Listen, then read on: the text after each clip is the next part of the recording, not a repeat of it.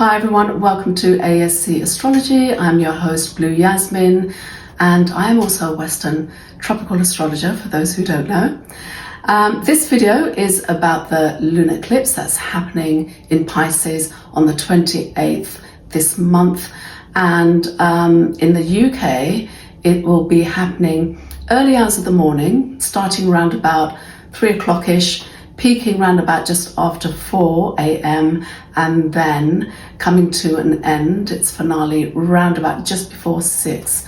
So, and we will just be able to see it because the sun comes up a little bit after 6, I think, these days.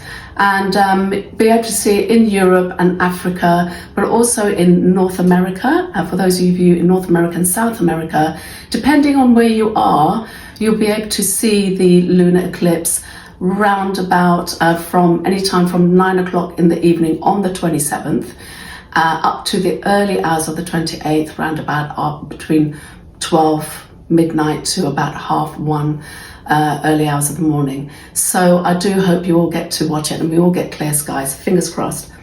Okay, so before I start, I'd love to say a big thank you for all our new subscribers. Really appreciate it. We've been a bit stale recently, well, for quite a while.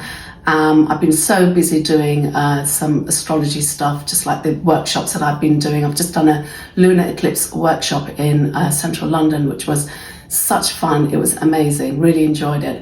And I did promise myself that I would do more videos from September and bring out more regular videos, but really I haven't made any videos for quite some time, but I thought I'd bring out something for this solar eclipse, and lo and behold, you came and joined. Thank you so much, really appreciate it.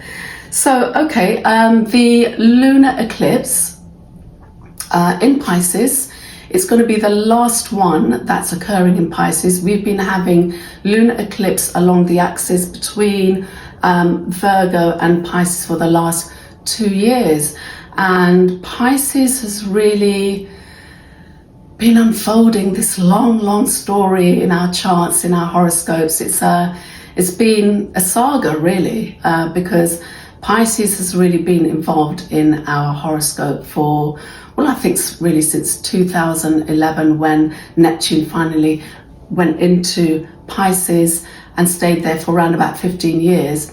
And so Neptune being the ruler of Pisces, it's been doing its thing in Pisces, and then we had Saturn come in, and that stayed in Pisces round about nearly 3 years. And then it did this beautiful dance with Neptune as it went in and out of Pisces and then into Aries and Pisces and then into Aries, and Neptune seemed to be going hand in hand with Saturn, and it certainly did. Both of them went hand in hand in their lovely little dance that they were doing back in February as they finally said farewell to Pisces. But it has been very activated for a very long time. And then, of course, we had the North Node, and the North Node has been in Pisces for about 1.5 years, and I'm sure many of us would have felt that. And, you know, with the Saturn going in and out with Neptune, Neptune is about, you know, the illusions and imagination and creativity. You know, it is ruled by the Neptune, this nebulousness and limitlessness and just this openness, this vastness, like the ocean itself, really. Neptune being the god of the oceans, and Saturn being all about structure and border. You know, it was doing this dance with Neptune and probably wanting to put some kind of structure with the imagination of Neptune and the creativity of Neptune, the dreams of Neptune. And Saturn wanted to put some structure into all of these things that are Neptunian, which I guess for Saturn would have been quite difficult. Hence, that's probably why it was going in and out of Pisces, to refine and to review and make sure that it's done its job well before it entered Aries, which is really about, you know, putting that seed in and watching everything grow. So I think we've all been feeling it with Pisces in our horoscopes, wherever it is in our charts. And of course the North Node, now the North Node would feel like you would feel the North Node in Pisces, even though in saying that, you know, the North Node in Pisces, Pisces being all about that not quite there and behind the veil and not being very tangible. Maybe some of us consciously may not be feeling the energies that have been going on around Pisces, because it has to do with the unconscious. And maybe some of us might make more sense of it as the years go on, because maybe for a lot of us it's been happening on that unconscious level, as it would do anyway. But perhaps the more intuitional use would be making more sense of this journey that you've been having with Neptune and Saturn, of course, the North Node. The North Node is very kind of very Plutonian, or like Uranus, it kind of just bring things down and you'll really feel it, and before it builds things up, it will tear things down, and it could be quite audible in that way, where the North Node really wants you to evolve and grow. And so we know to evolve and grow and to progress, which is what the North Node is all about. And it's very much about fate as well, the North Node. And, you know, if we feel that evolution, it is in the way of changes and challenges, and of course a lot of the time they can be painful for us and we can really feel them. So the last year and a half could have been, you know, somewhat disruptive in a way for you, wherever Pisces is in your chart. So of course now it's journeyed into Aquarius, the North Node at 29 degrees. So it's bye-bye from Pisces. Thank you, because I've been really feeling the North Node in Pisces. Have you? Let me know. Put your comments down. I want to hear all the stories, because I'm a bit nosy, so I'd like to know. I might not answer, but I'll definitely be reading the comments. So do let me know your stories. Let me know how did anyone see the solar eclipse? I did. It was amazing. Let me know what your experiences was, and let me know if you've been feeling this lunar eclipse already, because some of us will be feeling the lunar eclipse. So this is the last of the Pisces lunar eclipse. However, the axis is still going on until February, where it will be ending with a Virgo lunar eclipse. If ever I say solar eclipse, I mean lunar eclipse. I've been doing so many of these work with the eclipses and doing these workshops, and it's going like solar eclipse, lunar eclipse, solar eclipse, lunar eclipse. And I haven't slept, so I'm a bit dazed and confused at the moment. So if I say solar eclipse, I do mean lunar eclipse in Pisces. And we are having the last lunar eclipse in Virgo in February, close to the solar eclipse in Aquarius next February. So that will be the last and the end of that chapter, where we can kind of wrap it up. But it is asking us to do a good few things before it all wraps up, and the saga is then saying the end and we can move on. So a lot of things are happening with this lunar eclipse. So many things in this configuration. So let's get down to it and let's have a look at the chart. So the chart, you can see that the lunar eclipse is happening in Pisces. It is at 4 degrees and it is opposing the sun at 4 degrees. And we can see that the lunar nodes on both sides are at 29 degrees. The south node in Leo, 29 degrees, and the north node in Aquarius, 29 degrees. Now, there's a few really interesting things happening. If you look at the chart, you can see Mercury there in conjunction to the sun at 5 degrees. And also you can see Gemini with Uranus. And here we have what we call a T-square, where the opposition between the sun and the moon, and the sun also in conjunction with Mercury, is squaring to Uranus in Gemini. And we'll get to that a bit later. Let's go back to Pisces. Pisces, the lunar eclipse. It's going to be in conjunction with a star called Fomalhaut, and I hope I'm saying that right. Fomalhaut is a star that is known as one of the 4 royal Persian stars, and it is known as the Watcher of the South, and it is to do with all things beautiful and inspirational and creativity, but it is also known as the Archangel of Gabriel. And the Archangel of Gabriel in the esoterical world is known as the well, you have four archangels. You've got Archangel Uriel, you've got Archangel Raphael, Archangel Michael, and also Archangel Gabriel, and they are the cardinal directions. And what I mean by that is that they all are guardians of the east, the west, the south, and the north. And Archangel Gabriel is the cardinal direction of the west. And I really like this version because I'm very much into looking at the archangels as the archangles. We have that 360-degree circle, and it's divided into these four: the north, the south, and the west and the east.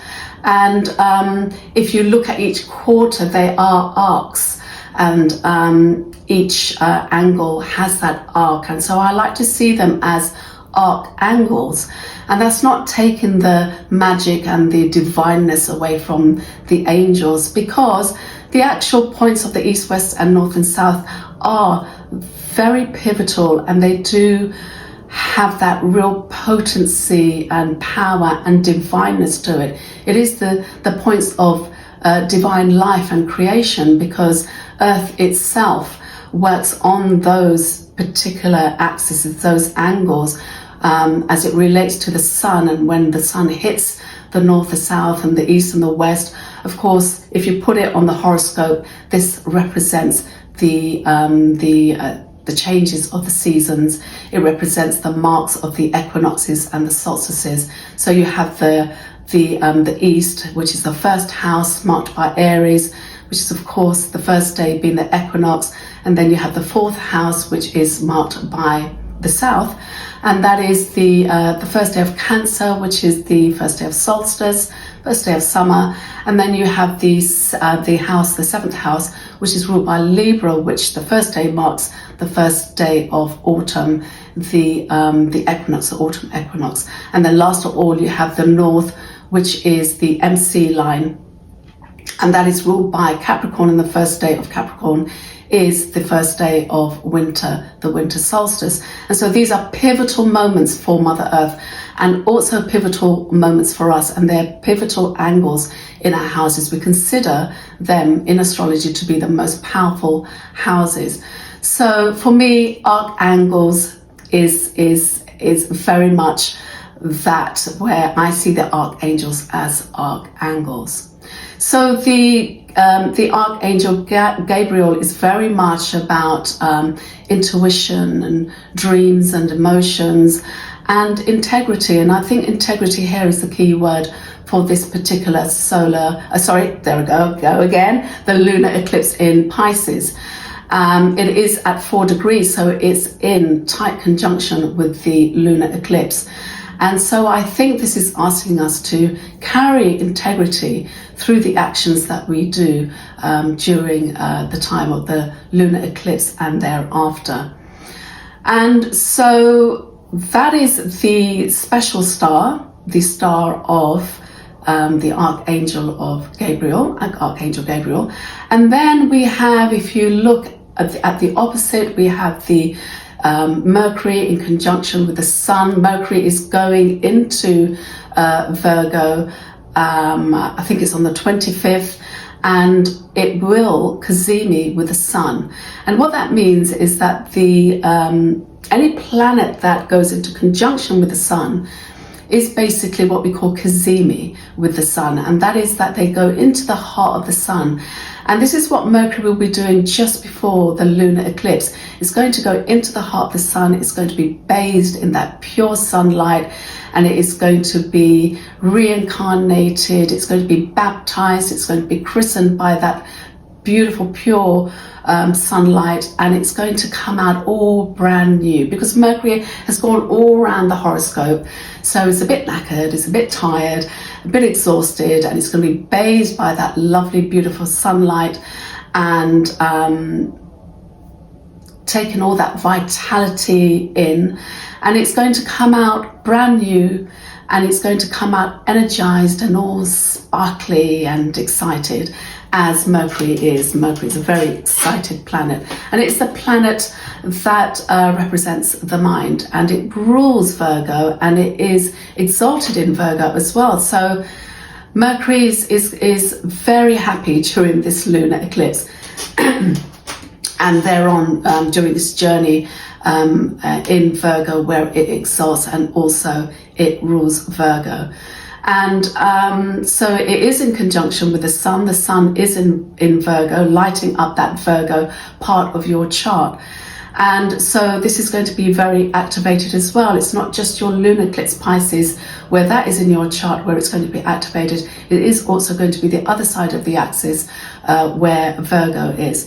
And then they do, two of them, the Moon and the Sun squares, along with Mercury squares with Uranus in Gemini, where there's a lot of tension building up and resonating through to Uranus and, you know, back again. And this is in Gemini, so this lunar eclipse is probably going to bring some disruption, unexpected events, and probably some surges and communication breakdowns and, you know, computer breakdowns and whatever that comes with Uranus. But whatever it's going to bring, whatever disruption it's going to bring, I mean, this is going to be the wild card of this lunar eclipse event. And it's going to bring in something very new and novel, as that is what Uranus is. It's going to be so unexpected, and probably for some of us it could be very challenging. I mean, this is a T-square. It's one of the most high-tensioned configurations in the chart. So I say be ready for that, but you can't really be ready for Uranus. It's just what it does. And however you're going to be ready, you're always going to be shocked or surprised. That is Uranus. So so we have that. So you can see that there's a lot going on here with Pisces. Now, the Pisces lunar eclipse. Now, Pisces is of the 12th house. It rules the 12th house. So it is really, Pisces symbolizes that culmination. In fact, it kind of in some ways epitomized the lunar eclipse, because the lunar eclipse is the full moon. It is when during the phase it goes behind the earth, and so you have the sun and the earth, and then the earth creates this shadow on the moon, and so we have this kind of blood red hue to it, this haunting hue to it. And by the way, this lunar eclipse is partial, and it will be overshadowed by the earth at around about 96%.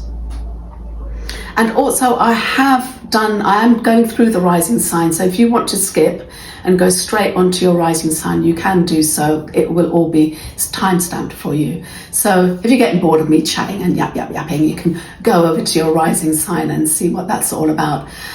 So where was I? Yes, the lunar eclipse, that blood moon, that haunting red moon. It is all about the full moon, but on steroids. That's what we like to say as astrologers, is that the lunar eclipse is the full moon on steroid, and it is that culmination of emotions and events. And if you think about the 12th house is the last house. So it kind of carries everything through, you know, as a circle, or everything through, where everything comes to this culmination in the 12th house, where the 12th house is just prepared to surrender and let go, so that we can then next go into that new cycle. And this is really what Pisces is about. It's about surrendering, and you know, this lunar eclipse is very much about surrendering with compassion, surrendering with forgiveness, and also surrendering with that keyword integrity, with that beautiful Fomalhaut star that is in conjunction with the lunar eclipse. So this is probably a very intense lunar eclipse for us. All lunar eclipses can be intense. And as I said, this is the Pisces and the 12th house, where, you know, Neptune is involved. And so very much about perhaps times that can be quite confusing, maybe full of illusions where things might rise to the top, truths and secrets, things that have been hiding, things that may come up that may seem quite intangible and you may not be able to make sense of it. But it is also a time of dreams where maybe a lot of people are having these kind of very, very meaningful dreams, or even confusing dreams, perhaps even visions and premonitions. And but it's also a very creative time. It's a time where the imagination and intuition is really high. But because the imagination is very high, it can be creative, but it also can be full of illusions and deception. So let's pop into your rising signs and let's see what's happening for all of you. Let's start off with Aries rising. Okay, for you Aries rising, this is going to occur for you. The lunar eclipse in Pisces is going to occur in the 12th house. Now, the 12th house being the house of illusion and deception, but also imagination, and it is the house of spirit. Now, I would imagine for you Aries risers that you could have been in this very long soul journey when Neptune entered Pisces back in 2011, and really, you know, this would have been where you may have been kind of intuitionally aware that something is kind of lurking deep within you that needs to be kind of looked at and needs to be kind of where you can use your faith and intuition to explore your inner being. This is Pisces after all, and Pisces is the unconscious. And so this could be where you could have had very confusing times, but also where it could have been a very deep journey for you. I mean, perhaps this is where during while Neptune was in there, in Pisces, where your intuition would have been heightened, and going onto these deep journeys with dreams and with your intuitions. But with the North Node just leaving and the North Node being there for 1.5 years, you could have really gone into deep into this Neptunian ocean and feeling perhaps just now that you are emerging from that surface of the earth where you can breathe and bring what you have gained from the 12th house while Neptune and Saturn had been there in the North Node, where you can perhaps bring some of this and make it into some reality, some sense, some sense that you can even put into your practical life. You have Virgo, the axis Virgo in your 6th house, where you have the sun, and so the sun is lighting up your 6th house, the house of routine and serving others and your health and your fitness, as well as even your pets, because pets is part of your routine. Anyone that has pets will understand why pets is in the 6th house, because you need to have a tight routine to take care of your pets. And of course we have the Mercury Cazimi. So this house of yours is feeling very lit up, very excited. You may feel like changing your routine around. You may get excited and start creating new kind of ideas of how to change about your routines and how to even look into your health, and new concepts about perhaps there's something about how you've been taking care of yourself has kind of got a little bit old and tired and not really working. So you could be very excited about looking into health issues, or just generally how to keep yourself healthy and fit. And this also has to do with work where you can serve others. And so here there may be some kind of disruptions with your work, and you may actually want to perhaps change certain things about how you serve others, or perhaps in your work, and indeed how you serve yourself. So with this Uranus in Gemini, this is happening in your 3rd house. This could be feeding into the 6th house, causing disruption with perhaps even health, bringing health issues up, or perhaps you've not you've perhaps understood something about your health, but there's something comes up and you're not really understanding what's going on. In the third house, this could cause perhaps some disruptions, perhaps with transport, so, take care with your car. Make sure you get a good MOT before you go back out on the road if it needs an MOT.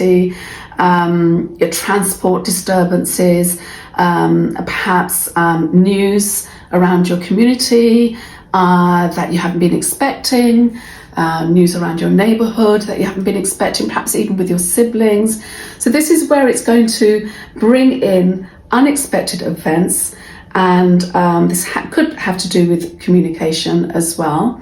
So lots happening there for you. Do let me know what's been happening to you, and let me know what's been going on with the solar eclipse. Leave your comments. I'd love to hear, because I'm a bit nosy. I might not reply, but I will read your comments. I'd love to hear what's been going on with the solar eclipse with you, and also, keep me updated on what happens during the lunar eclipse and after as well. Until then, all the best and do take care. Now, for all you Taurus rising, your Pisces is in the 11th house. And so in the 11th house, this is probably where you may have certain things that are surfacing from behind the veil, perhaps with your allies or your friends that are in your social circle. But when I say friends in your social circle, I'm really talking about the tribe of people that have your back and understand your aspirations and your goals. So really, these are your allies. This could even to do with your business.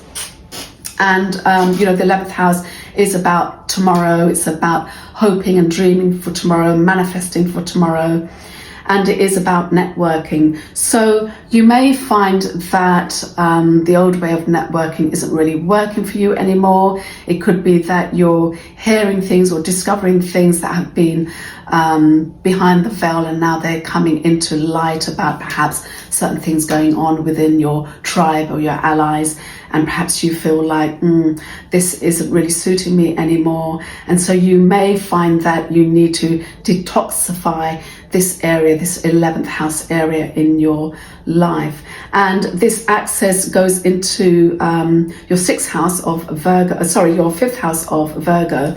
And, this is beautiful because this is your house of creativity. And here the sun is lighting full on in Virgo.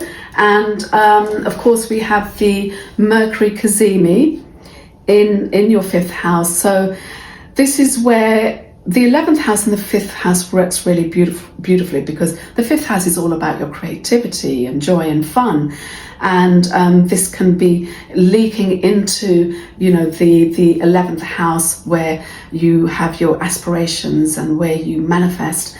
And so the 5th house here with the Mercury Caziming and the sun lighting up, you are just motivated with creativity and it's sparking your brain. Your brain is just sparking off with these, these kind of electricity that the Mercury is carrying from this Cazimi with the sun.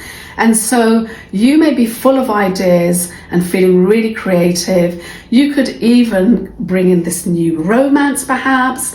After all, this is the house of romance, and perhaps children may be popping in every now and again. Maybe your own children, it could be other people's children, but here we see romance, children, joy, hobbies.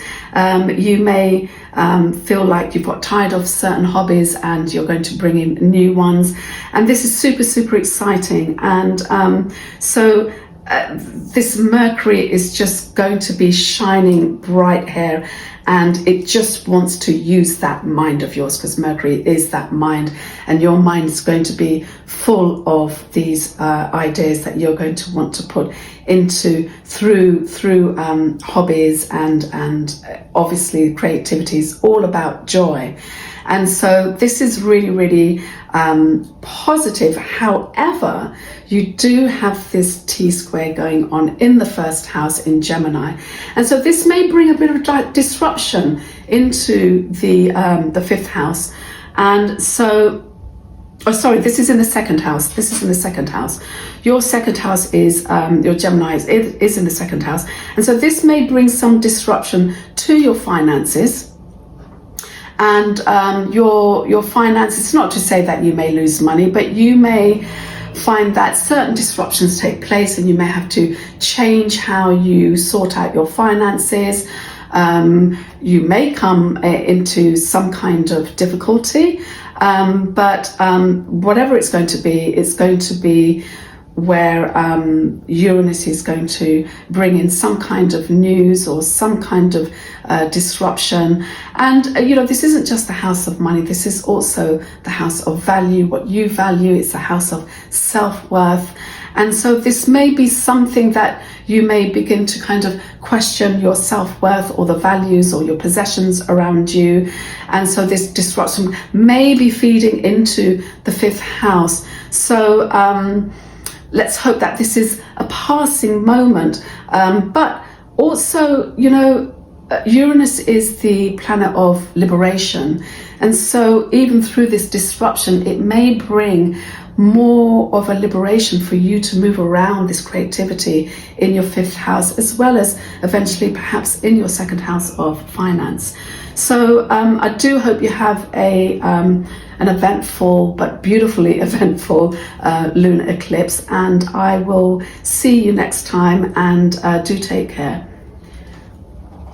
So now for you Gemini rising, well, you have your Gemini in the first house, and your Pisces is in the 10th house, with the axis going into the fourth house of Virgo.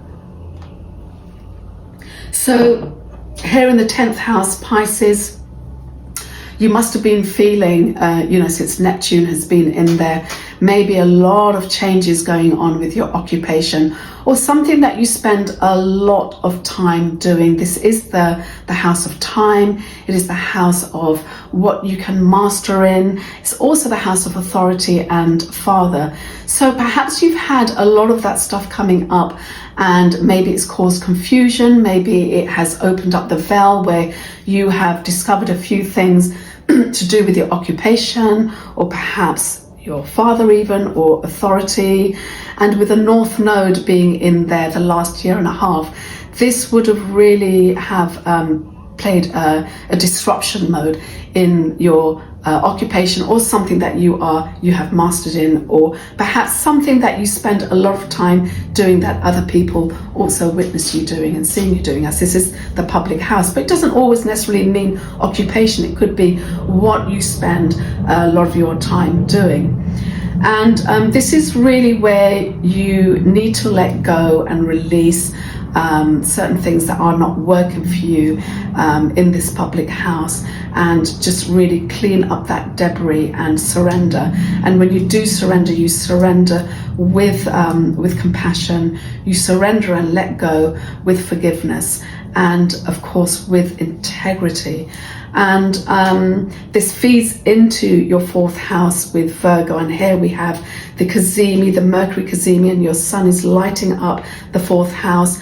And this is where you probably might feel quite restless in your home or your family life, but this is going to spark off some kind of electricity in your home, where you're going to perhaps want to exercise new ideas or new concepts, or even new ways of communicating within your the structure of your family or your home. Perhaps in your family there may be just some kind of something going on due to this Gemini being in your first house. It's squaring to Taurus, and the first house which Gemini is in, it's where Uranus will be, causing kind of some disruption, some kind of disturbances, some kind of shock or surprise, where this may be where it could, I mean, this is the house of your appearance, it's your house of new projects, and it's your house of your branding and how people see you. And so maybe the way people are seeing you, it could come as some kind of surprise. Perhaps your appearance will suddenly change. Perhaps unexpectedly you wake up and you think, I want to colour my hair. Instead of being blonde, I want to do it pink, or, you know, some kind of appearance changing. Or perhaps new projects may take a sudden, unexpected turning. But this will have an effect with the 4th house and also your 10th house where Pisces is. But your 4th house, your family dynamics, communication with your family dynamics might change. There may be some surprises coming up there as well. And you may feel this real urge to maybe move home or move around some things in your house, and where things could be working for you more practically, where your routine will work better by changing your home around and perhaps your family dynamics. But a lot going on for you there, and I do hope that you take care during this lunar eclipse season, and that you do get to surrender what needs to be surrendered, and bringing the new things that need to be brought in, particularly in your 4th house. Until then, do take care. Now for Cancer rising, for you Cancer rises, the lunar eclipse is happening in your 9th house. And your 9th house is very much to do with that expansion and traveling and further learning. And so this is very much about what could have been occurring all the way from 2011 when Neptune entered Pisces. And perhaps you did go traveling. Perhaps as you was traveling, your belief system could have changed, your faith could have changed. Perhaps you did some unexpected traveling that perhaps you didn't know you was going to go as far as you was going to go. And this isn't just traveling, this has got to do with also learning and traveling in your mind, expanding the mind. And perhaps this has been the years where you have really absorbed yourself in cultural learning, or learning about religion, or faith, or something beyond religion, something beyond maybe the esoterics, maybe astrology.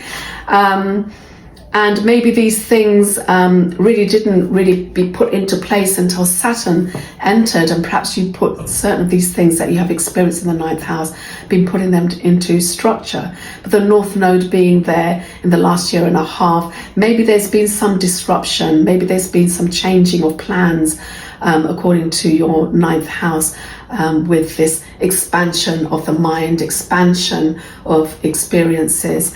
But certainly there are certain things here now that you need to let go, that perhaps have been feeling tired. Perhaps you've been doing certain things over and over again with learning or traveling, and you need to do something new. And so this is a time to surrender and let things go that aren't really working for you in the 9th house. And this will be feeding into your 3rd house, the house of locality where Virgo is. And of course, this is a house of communication, it's the house of community, siblings and so on, and travel as well, local travel. And so Virgo being in the 3rd house, this is where you have the cazimi of Mercury happening, and the sun is lighting up your 3rd house. And so here there could be a lot of things going on with the community, your neighborhood, perhaps even with local traveling, and perhaps even your vehicle or your bicycle, or even your roller skates. I mean, anything with wheels that does local traveling. And so here you may begin to get really, really excited about perhaps new community projects or neighborhood projects, or new kind of relationships with the community or neighborhood. This is perhaps, maybe you may be thinking, having an idea of perhaps having driving lessons, or, I mean, this Mercury cazimi is really going to be exciting this 3rd house. So you're going to be getting a lot of ideas in your head to do whatever to do with this placement in the third house. And a lot of energy is going to be put into this third house. But practicality is, of course, the key word here. This is where you may be really going into meticulously what is going to be working for you routine-wise when it comes to travel, when it comes to the community, when it comes to even communication. This is a wonderful time for you Cancer risers to learn new languages, because here Mercury's hungry and it's brand new and it just wants to exercise ideas. Sounds really exciting, but remember, we have this Uranus in Gemini, which might feel like it's putting a spanner in the works. It might come up with certain surprises. This is happening in your 12th house, and so, you know, this could bring in a bit of a jarring effect, perhaps into your third house and maybe even into your 12th house. The 12th house, of course, is the house of your inner being. It's the house of spirituality and also the house of illusions and secrets. So maybe there could be secrets suddenly coming out that you was absolutely not expecting, and it could be feeling a little bit jarring. Maybe you may have some kind of intuitional or spiritual or dream-like event taking place all of a sudden that's going to make you think very deeply, which may then bleed into this third house that could be affecting what your ideas could be, that you'll be meticulously putting under the microscope, because here, you know, Mercury being brand new, it's going to bring all the tools to be meticulous with Virgo in the third house, bringing that microscope and looking really into the details of the practicalities of the third house and what runs in the third house. Remember, this is community, neighborhood, your siblings, early learning new courses, and so disruption may take place, but Mercury is far too excited, and yes, this might bring an anxiety level because this is Mercury on high speed, and so this may feel that you may have times where you may feel a little bit anxious, but just, you know, this is Virgo. Keep grounded and stay practical, and you know, I really hope this goes really well for you, this lunar eclipse, and I wish you all the best. Until next time, do take care.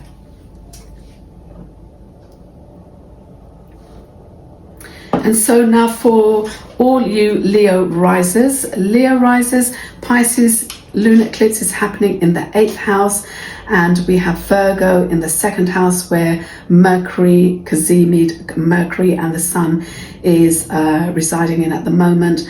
And so the lunar eclipse in the 8th house, this is the house of transformation and metamorphosis, and it is the house of intimacy and investigation, deep psyche, and also the house of other people's resources.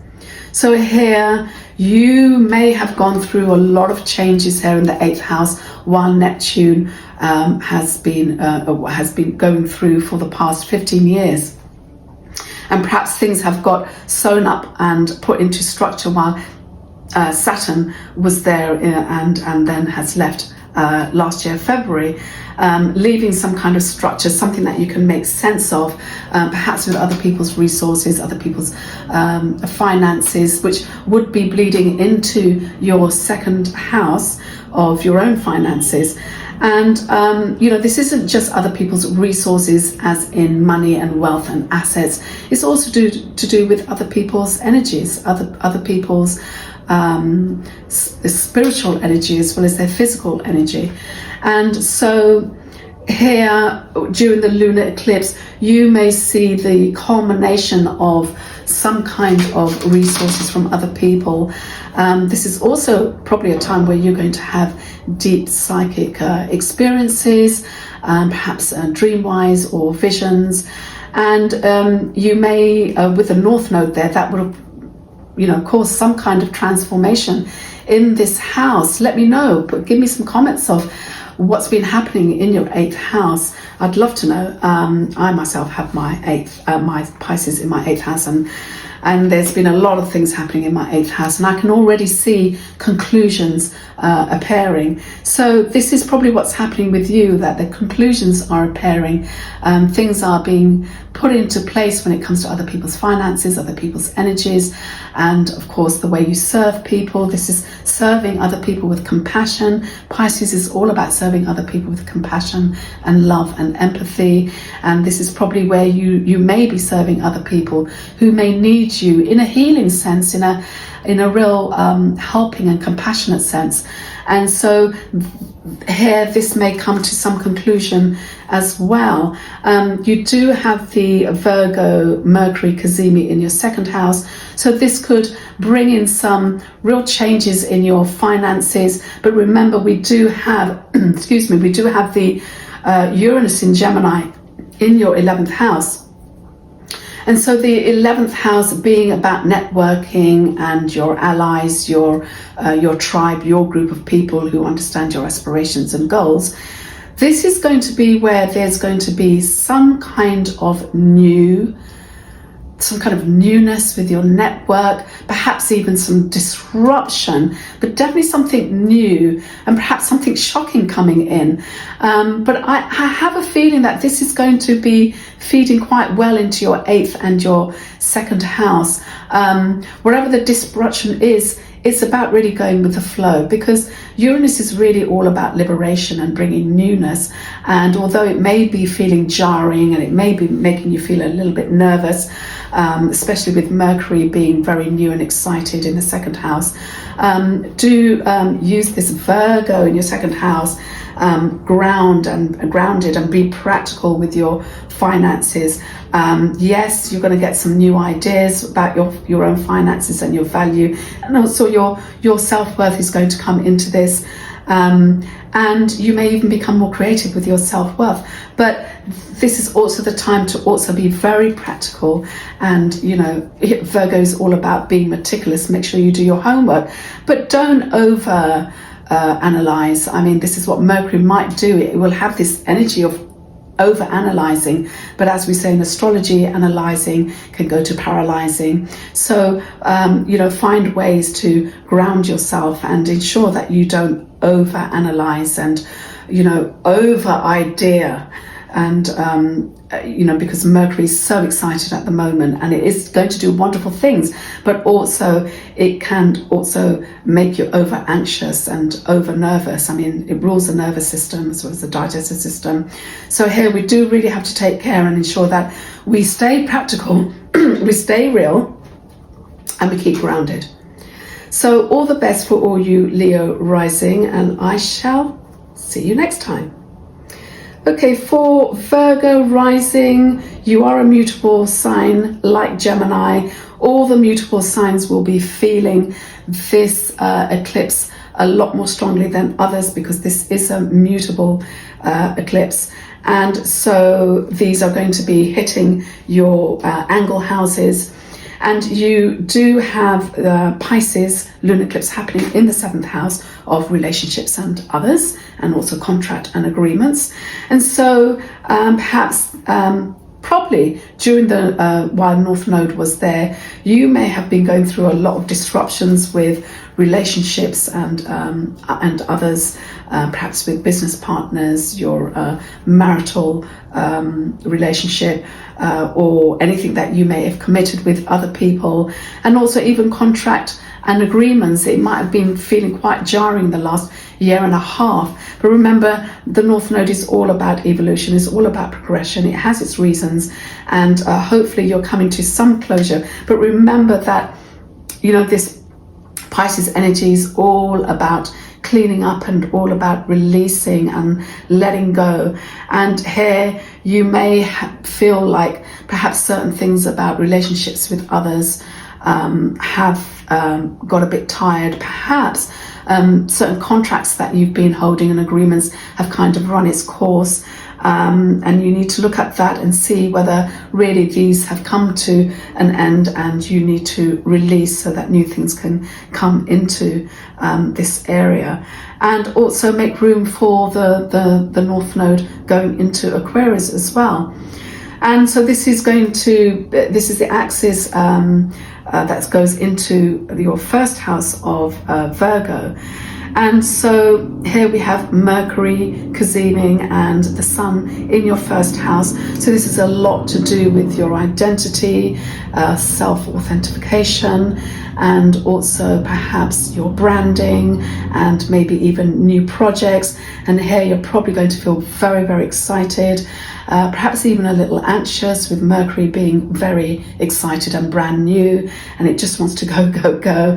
And it is the mind, so it's going to be exercising your mind. You're going to come up with lots of ideas, perhaps, about your appearances, your image, about new projects, about how the people see you and how you see the world can even change. You may change the way you communicate with people, how you even communicate with yourself, your authentic self.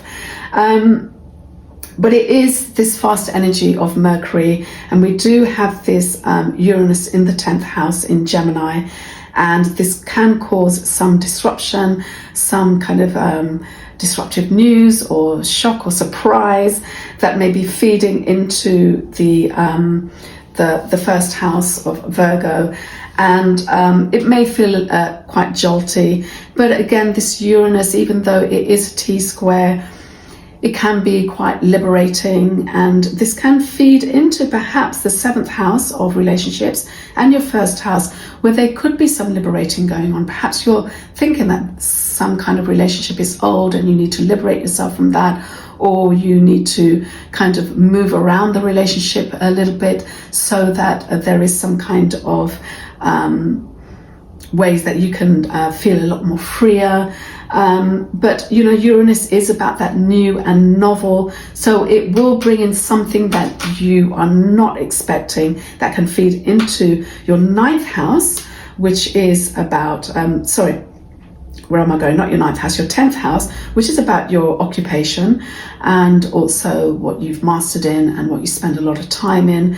And it could be the father or authority. So there could be some kind of jolting news or some disruption going on there that you haven't been expecting at all. And it will be, you know, a bit of a shocker, because Uranus will always bring something new and something novel. And this could be feeding into your first house and your 7th house of others and your first house of self. So I do wish you all the best, and I will see you next time. Until then, do take care.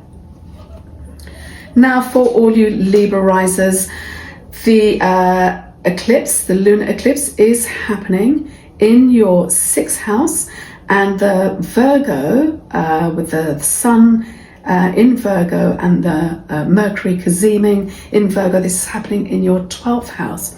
So you do have this T-square going on where Uranus is going to be your 9th house in Gemini. So with the lunar eclipse happening in the 6th house, this is really going to be where the 6th house being about serving others and your routine, your everyday life and responsibilities.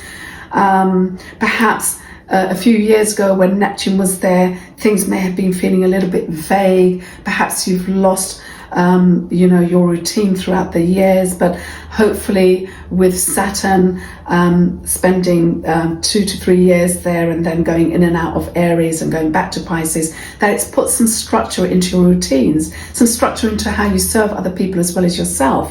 But with the North Node there that has just left, the last year and a half could have felt somewhat disrupting to your routines. Perhaps they did completely fall apart and you felt quite lost with your routines. Perhaps your health has been an issue, and perhaps certain things that have been supporting your health has not been working so well. But this is really the time where if things have not been working for you, if the routines have not been working for you, if serving yourself or serving others have not been working for you, then you're not in line with what you should be responsible for.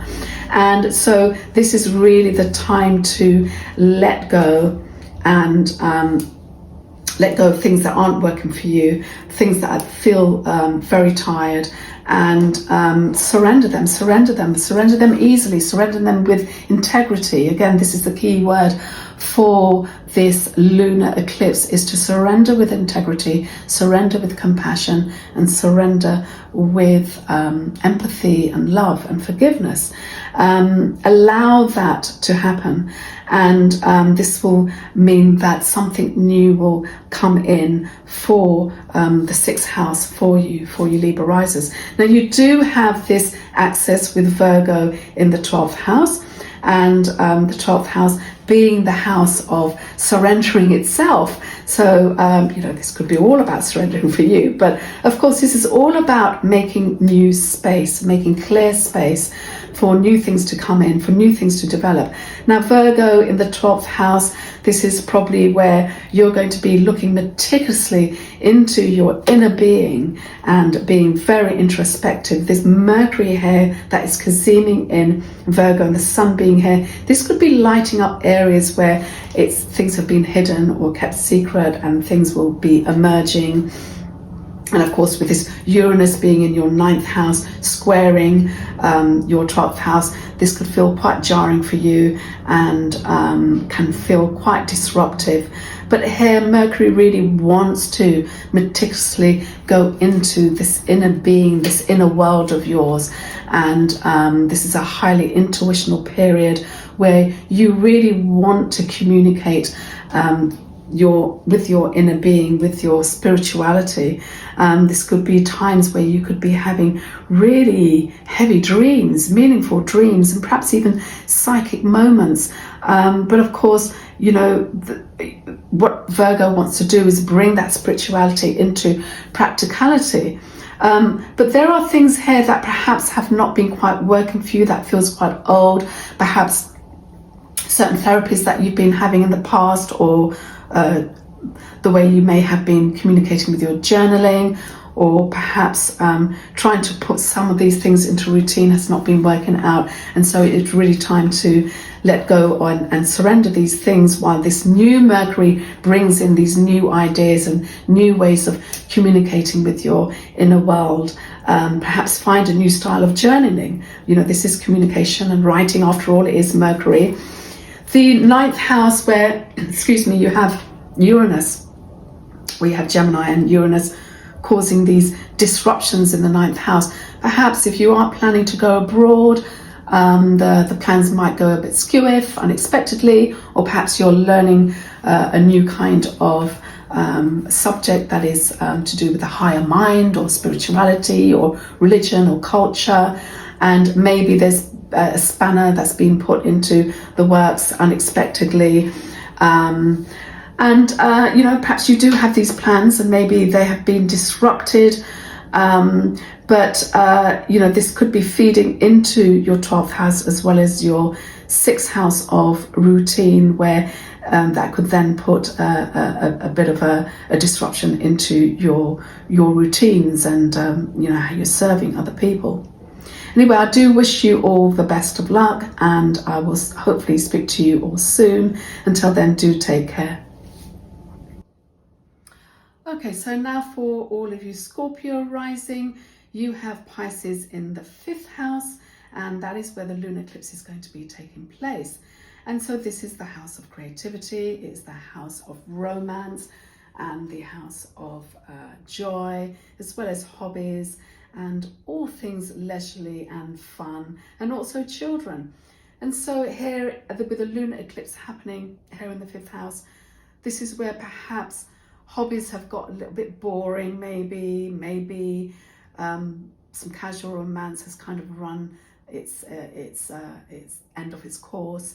Perhaps where you're finding joy is just feeling a kind of little bit stale, and your creativity is running a bit dry. This is probably the time to kind of not hang on to the things that are really not working for you, where you really want to find joy in the 5th house and be fully creative. And of course, this is Pisces, and Pisces loves to work with intuition and is so creative and imaginative. And so you really need to let go what's not working there anymore for you, and surrender with compassion, surrender with integrity, be ready to let go. Now this bleeds into the 11th house where Virgo is, and the 11th house is about your comrades, your allies, your tribe, all the people that support you and got your back. And it is the house of networking, it's the house of the future. So this is the house where you aspire to the future. So you manifest and have goals for the future. Now here in Virgo, you have Mercury, and Mercury is gazemed, it's fully excited, it's ready to go. It's got that microscope, it's got all the tools it needs to bring in this newness, and it's full of ideas. And of course, Mercury, you know, loves communication. It's going to enjoy this new form of network that it wants to bring into the 11th house. And the sun is shining in there, bringing that light in, allowing you to see what's not working and to bringing and operating with this new Mercury that is just ready, steady, go for new ideas for networking and manifesting. Now, please keep in mind that Mercury is fully excited, it's fully sparkled, and so it can overdo, and it can overdo with the mind. So, you know, there may be times that, you know, the networking can be, you know, don't overdo it, don't get to the point where you are anxious. Stay grounded, as Virgo wants you to do. Stick with, you know, your plans, new plans and itineraries, and try not to get too overexcited, but certainly use the newness of Mercury and a new way of communicating with them. A new set of people and networking. And this could be perhaps with social media or something to do with something online. Now you do have in the 8th house, you have Gemini, that is where Uranus is, and it's making this T-square, and it's bringing in this tension where it's going to build up as something that's very kind of surprising. It could be shocking, it could be very disruptive. And it could be feeding into the 11th house, where it could make things disruptive in the 11th house. But do bear in mind that Uranus is all about something new, and it is liberating. It can be very much about revelations and reforming things. And although it may feel jolted, you know, it may feel very, very uncomfortable, I think the long run here, what Uranus wants to do is to bring in something new and feed in something new, not only to the 11th house, but also in the 8th house of resources, of other people's resources. And, you know, this is the house of transformation. It is the house of metamorphosis and inquiring and investigating, and also, you know, the house of deep psyche and the deep psychological. So this could be where there's some kind of disturbances or something new coming in that could feel a little bit jolty when it comes to other people's resources. It could cause some kind of transformation in your 8th house, and whatever could be happening in your 8th house. And it could be even psychic experiences. Even you could have a very, very out of the blue psychic experience or dreams. But what they are going to feed into your 11th house. And you do have the Mercury there. So the important thing here is let go of what's in the 5th house, surrender, and allow new things to happen in your 11th house, but keep grounded and keep practical. So all the best for you, for all you Scorpions, and I will see you very soon. Take care until then.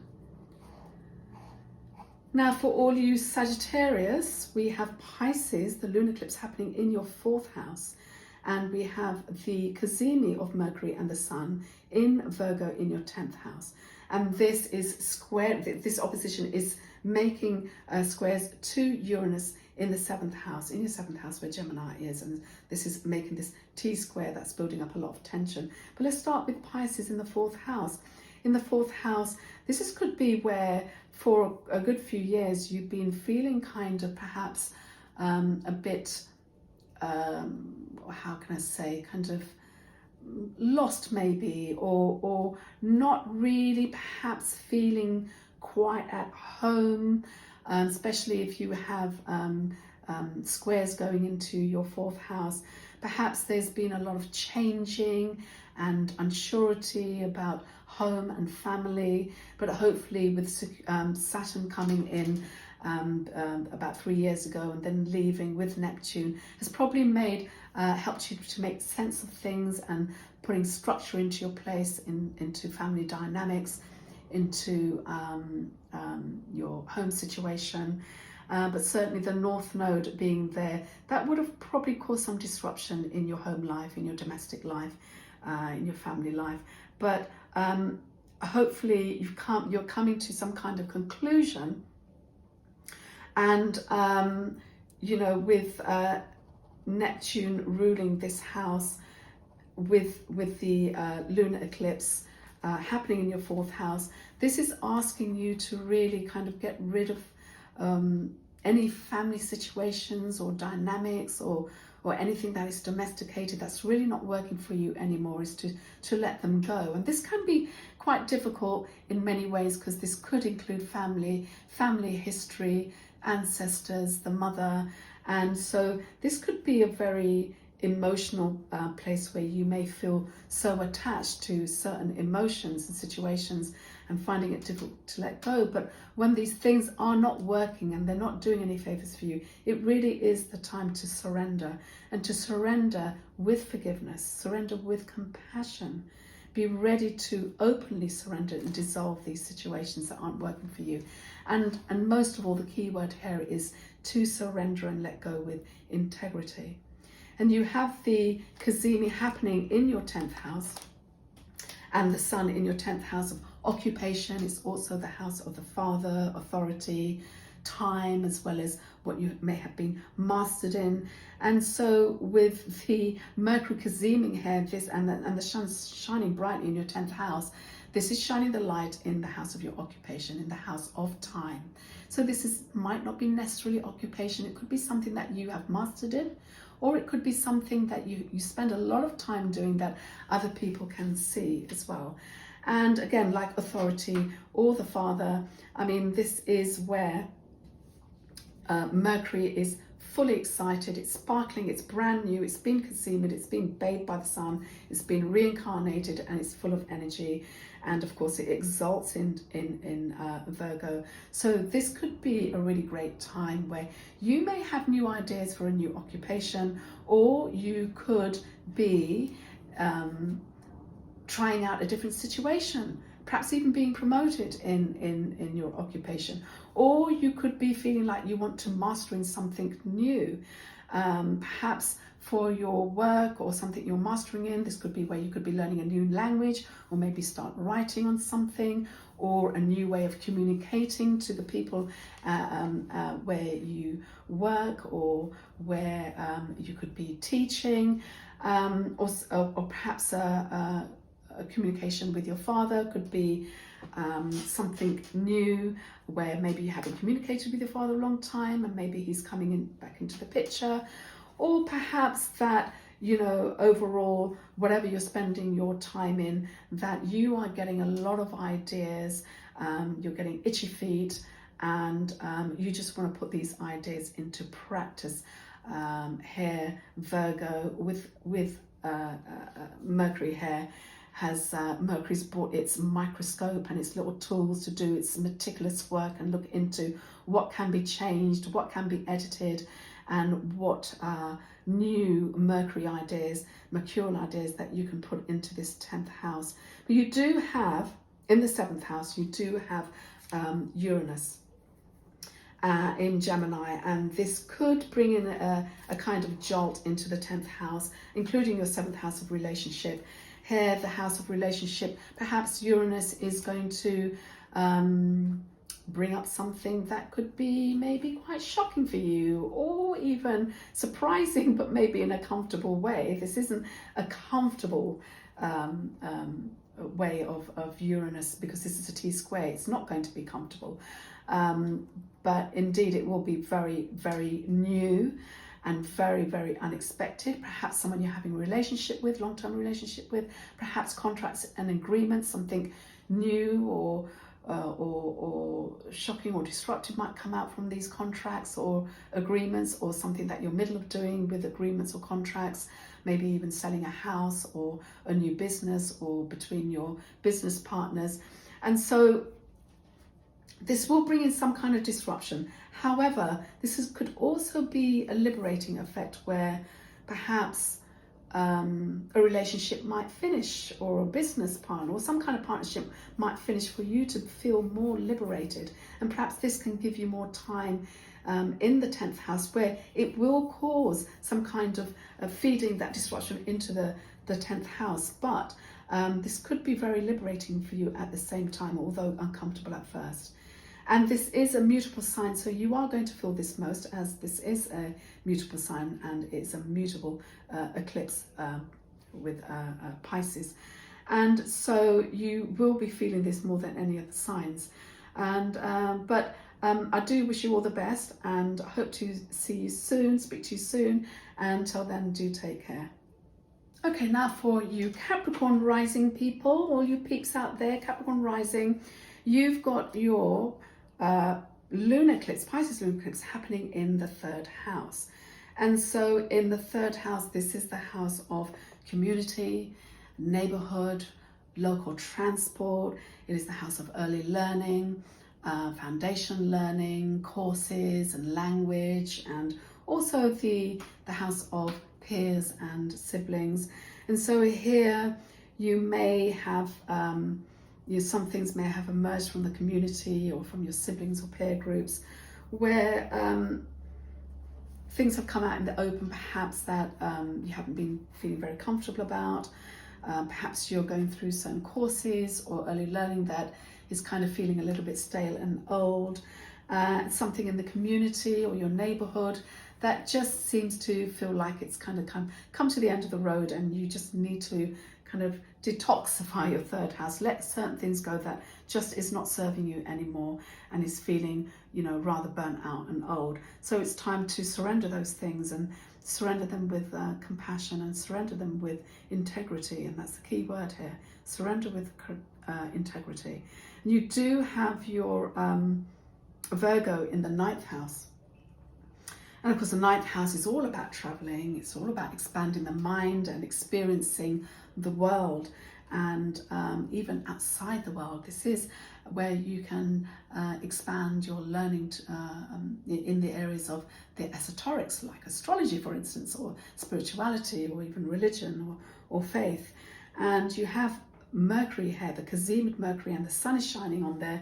So this could be a time perhaps where you may be thinking about going to new places afar, or studying something, or learning something, or experiencing something that is going to expand your mind, expand your life.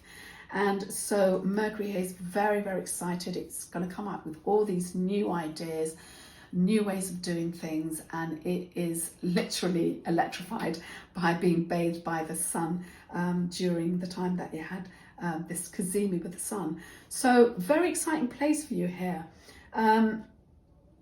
But you have this in the 6th house, you have Gemini with Uranus making this T-square with Pisces and Virgo. And your 6th house is very much about your health, your fitness, your daily routines, and also how you serve other people, your pets. And so there could be a little spanner in the works where it could cause some disruption in your routine, perhaps feeding into your 9th house, where you may be making plans, and it might make your plans a little bit skew-if. And so this disruption is going to be very unexpected. It may have something to do with your health. It could have perhaps something to do with just disrupting your daily routines and what you usually are responsible about, or perhaps even your workplace where you serve people. This is going to be very unexpected. It's going to be very new. Nothing I say is, I could say, well, expect the unexpected, but you can't even say that with Uranus, because however I say how prepared you are, it is always going to be unexpected. But it will bring something new that will eventually feed into the 6th house and the 9th house. And perhaps this is a new way of looking at your health habits, your fitness habits, and your routine habits, and how you serve others. So all the best to all of you Capricorn risers. I wish the very best for you, and hope to see you next time. Until then, do take care. So now for you Aquarius rising peeps. For all of you Aquarius risers, you have the lunar eclipse happening in the second house. And the second house is, of course, your self-worth, your self-value, your possessions, what you value, how you value them, your finance, your money, and even career. And you have the 8th house that has the Virgo, which is going to have the Mercury cazimi, and the sun is shining in your 8th house at the moment. And I do believe that whatever is going on in the 8th house is going to be trickling into your second house, as much as perhaps whatever is in the second house could trickle into the 8th house. So the second house here, your finances, and whatever you value, it probably needs some kind of renewal where things are perhaps not working for you financially. Perhaps you need to relook at debts or how you're earning money. Perhaps you're feeling a little bit stuck. And I think with Neptune being there the last 11 years, of course, perhaps some confusion and some chopping and changing. And hopefully that Saturn being there and then leaving has put some structure into some confusion that you may have been having with your finances and indeed even your self-worth. And with the North Node there, that could have probably felt like your finances maybe in some way could be crushing down at some point, and you feel like, that maybe your finances or what you value has or even your assets are in a bit of a mess, and so things need to be really re-looked at and redefined. This is the time to really remove things that are not working for you financially, are not working for you career-wise, are not working for your self-worth. You need to take care of your value of who you are and your self-worth, your energy as well. And so here is a time where you need to look at what needs to be removed. You need to look at what you need to surrender. And it needs to be done with integrity and compassion. Be okay about it, because this surrendering is going to make space for new things to happen. And I do believe that whatever is happening in the 8th house can feed into your second house. Here we've got the sun in Virgo shining brightly in the 8th house, bringing things into light in the 8th house that perhaps you wasn't seeing, that may need fixing, that may need meticulously looked at. And we have the cazimi Mercury here that is super excited, super brand new. So you may be coming up with ideas, or other people may be coming up with ideas when it comes to other people's resources and other people's energy. This is Virgo, it is about serving people. And so this could be where you may be rethinking how to serve yourself as well as other people, but also where there could be some, analysis where you should be putting your analysis on your assets that have been given to you other people, perhaps what you could be inheriting or what you have inherited. Meticulously look at other people's resources that have been given to you.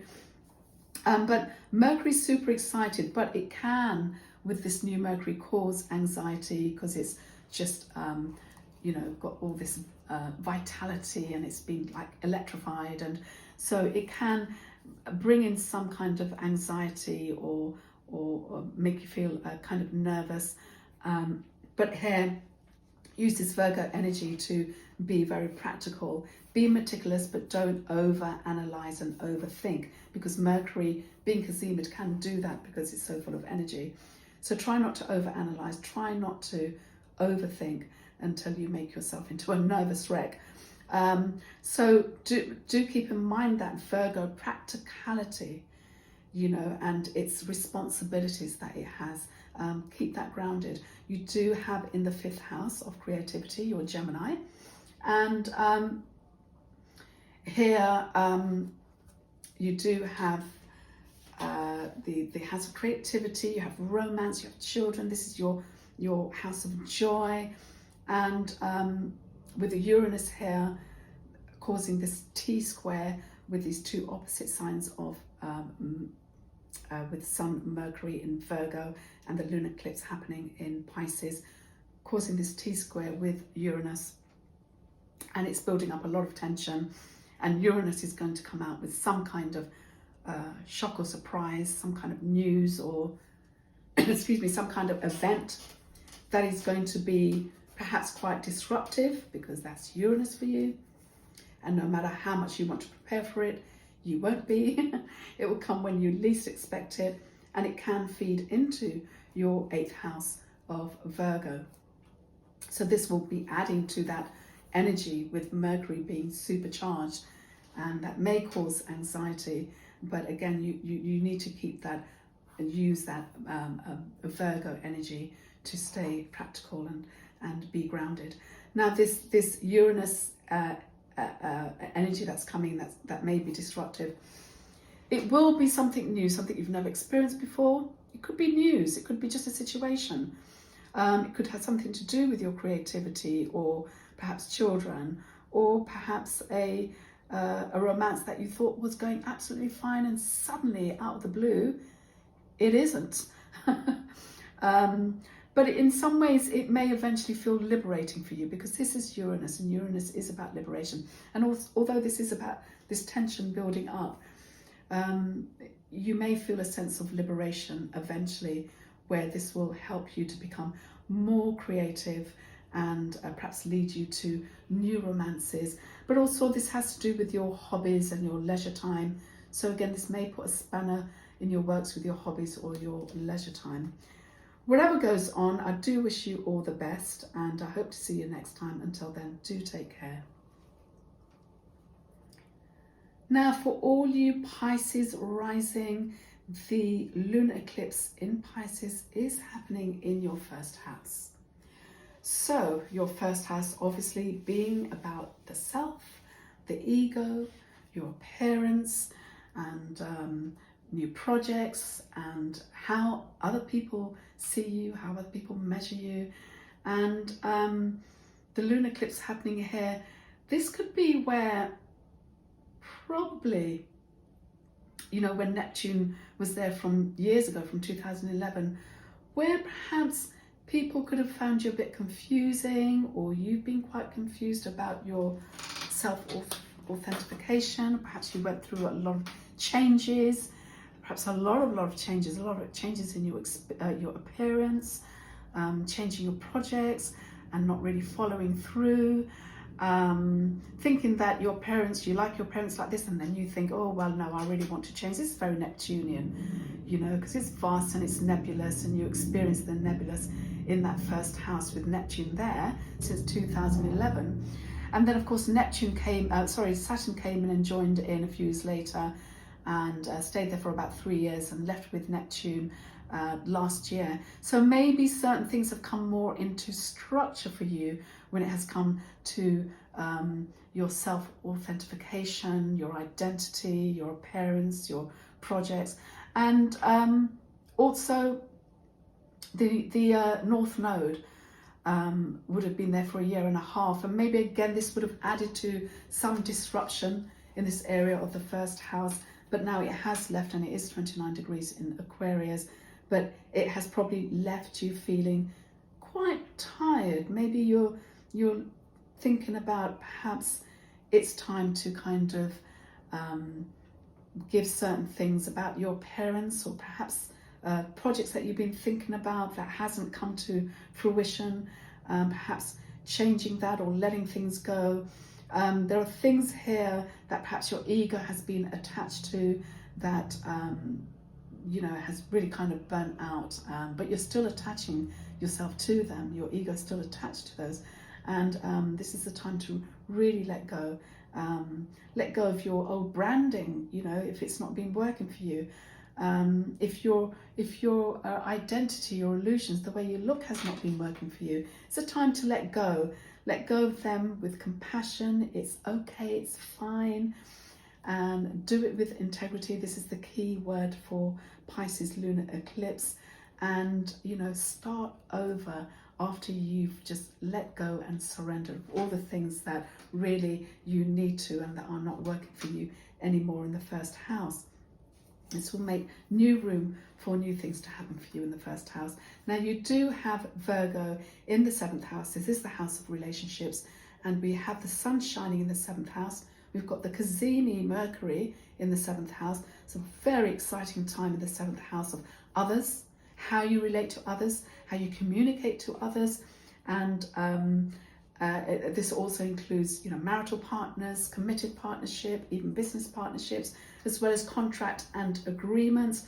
So here you may see new contracts, new agreements, you may see new relationships, or even if they are relationships that you're familiar with, these are where the new Mercury is going to bringing new forms of communication, new ideas, new kind of what can I say, dynamics in relationships to other people, including business relationships. So very, very exciting. You have got the Uranus in the 4th house, with Gemini being there. So this is T-squaring. So you've got the oppositions of the lunar eclipse and the sun in Virgo in the 7th house with the sun and Mercury squaring to Uranus in Gemini, and this is going to cause a lot of tension. And so this is really where in the 4th house and probably going into the 7th house that there's going to be some kind of disruption going on. Very, very unexpected events or news that you'll never be ready for. It's all going to be very new and novel, perhaps. Probably but it could be something very much of a revelation, something that may be causing some kind of reform or change or some kind of transformation in your house, as well as the 7th house. But this is also the planet of liberation, and although this may be shocking at first and maybe quite jolting, it could bring a sense of liberation in your 4th house, perhaps with family dynamics or with domesticated issues, but also within the house of relationships. Anyway, I do wish you, Pisces, all the best. You will be feeling this strongly because this is the Pisces moon and you are a mutable sign. So you are going to be feeling this quite strongly, but I do wish you all the best and I hope to see you very soon. Until then, do take care. Okay, well, that's all from ASC Astrology. I did forget to mention that if you do have 4 degrees or 5 degrees, because these are the planet degrees here with the sun and the Mercury, the sun at 4 degrees, the lunar eclipse at 4 degrees, and Mercury at 5 degrees, and then you have Uranus at 5 degrees. That's why it's making this very tight T-square. Those who have anything in 4 degrees, 5 degrees, or even anything between 1 and 7 will be feeling this eclipse very strongly, particularly if you have 4 or 5 degrees. And of course, if you're mutable signs as well, because you'll be feeling these in the angle houses. I did forget to mention that, so sorry about that. I hope you reached right up to the end and caught up with me at the end. But it's been great, and I will be coming back with moon phases and moon signs in the next few videos. So I do hope to see you then. Until then, all of you have a fine lunar eclipse. I hope you all get to witness it. I'm sure it's going to be really beautiful. Let's hope for clear skies. Bye everyone, take care.